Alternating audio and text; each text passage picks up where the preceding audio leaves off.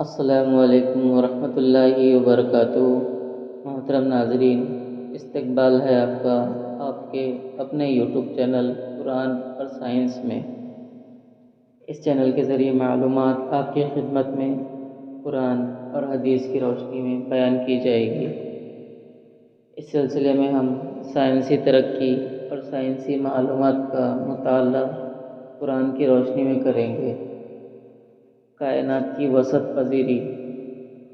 1925 میں امریکی ماہر فلکیات ایڈون ہبل نے ایک مشاہداتی ثبوت پیش کیا، جس کے تحت یہ انکشاف کیا گیا تھا کہ تمام کہکشائیں ایک دوسرے سے دور ہٹتی جا رہی ہیں، جس سے یہ نتیجہ اخذ کیا جا سکتا ہے کہ کائنات وسعت پذیر ہو رہی ہے، پھیل رہی ہے۔ دنیا کی وسعت پذیری کا نظریہ اب ایک ثابت شدہ سائنسی حقیقت کی شکل اختیار کر چکا ہے۔ یہ ایک مسلمہ سائنسی حقیقت بن چکی ہے۔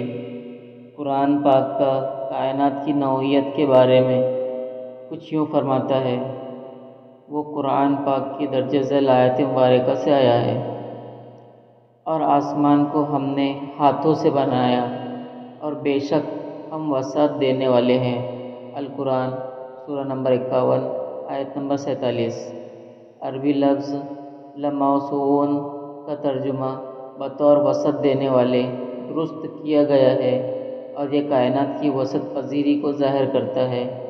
ایک عظیم ماہر فلکیات اسٹیفن ہاکنگ نے اپنی کتاب a brief history of time میں تحریر کرتا ہے کہ یہ انکشاف کہ کائنات وسعت پذیر ہو رہی ہے 20ویں صدی کا ایک دانشورانہ انقلاب تھا۔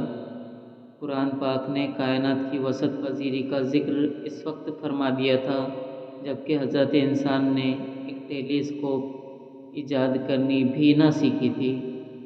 کچھ لوگ یہ اعتراض کر سکتے ہیں کہ قرآن پاک میں علم فلکیات کے بارے میں بیان فرمائے گئے حقائق کوئی حیران کن امر نہیں ہے، کیونکہ عربی علم فلکیات کے میدان میں دسترس رکھتے تھے اور وہ میدان میں ماہر تھے۔ وہ لوگ درست سوچتے ہیں اور وہ علم فلکیات کے درمیان عربوں کی دسترس کو تسلیم کرتے ہوئے حقیقت کا اظہار کرتے ہیں۔